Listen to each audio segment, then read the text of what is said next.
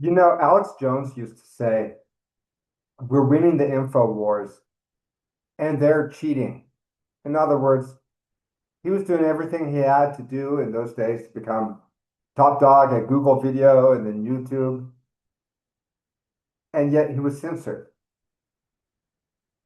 He was number one on Twitter and censored. We're winning the info wars and they're cheating. In 2020, a couple months in, or I guess a few weeks in, to the so-called coronavirus scandemic, I had a video that went viral on YouTube on this very channel. It was called the Coronavirus Conspiracy. Pretty much right off the bat, it jumped up to 5,000 views and then 6,000 views, 100 comments. They even put advertising on it. I don't advertise on YouTube, but when something reaches, I guess, over a few thousand, the YouTube advertises on it. It was always the top of my channel. The next year, 9 months later, they censored it, gave me a strike against my channel.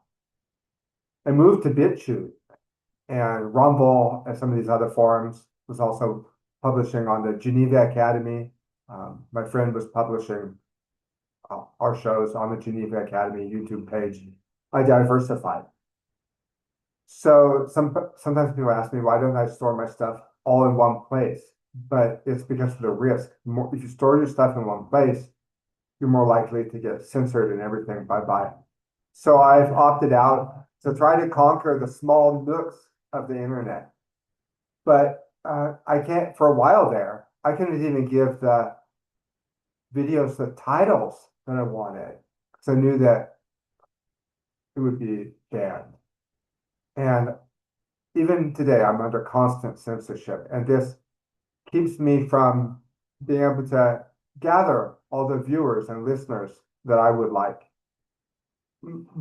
But I think there's a way to go about it that's different. I focus on art for art's sake, trying to do a good job, taking my journalism seriously, and letting people know that, yeah, you can go to BitChute, you can go to Rumble, you can see me on Facebook.